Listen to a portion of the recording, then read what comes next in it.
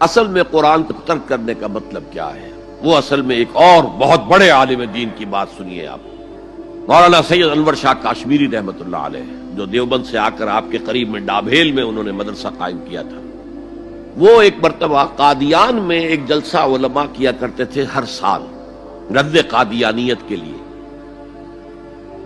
تو ایک سال اسی طرح وہاں علماء جمع تھے۔ اب جس نے یہ واقعہ بیان کیا ہے اس کا نام میرے ذہن میں اس وقت نہیں ہے، کہ میں صبح مولانا انور شاہ کاشمیری رحمۃ اللہ علیہ کی خدمت میں حاضر ہوا تو دیکھا کہ غم کی تصویر بنے بیٹھے ہیں، بہت اداس غمگین۔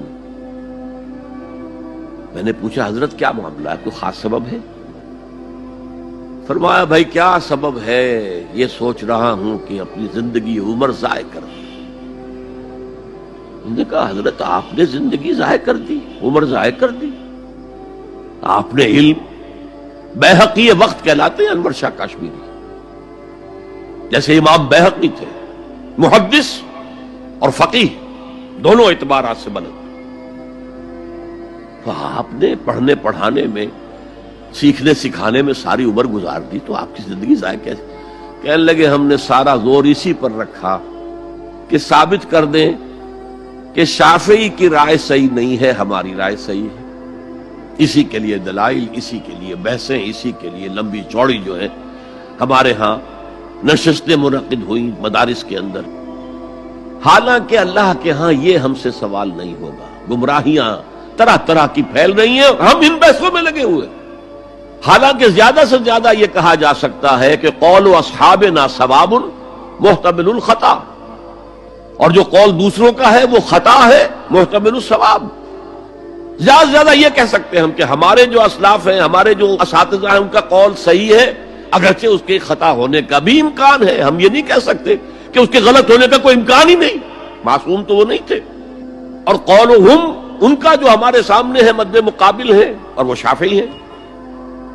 اصل تو جو ٹکراؤ تھا وہ فقہ حنفی اور فقہ شافعی کے مابین تھا۔ ہم صرف یہ کہہ سکتے ہیں کہ ان کا یہ قول خطا ہے، غلطی ہے، اگرچہ احتمال موجود ہے کہ وہی صحیح ہو، اس کے سوا تو ہم کچھ نہیں کہہ سکتے۔ اور ہم نے اپنی ساری زندگی اس کام میں لگا دی،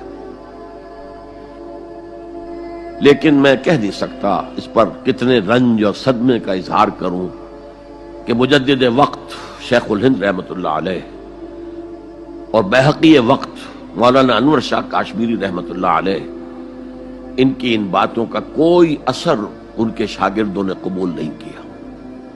وہی روش ہے، وہی فقہی بحثیں ہیں۔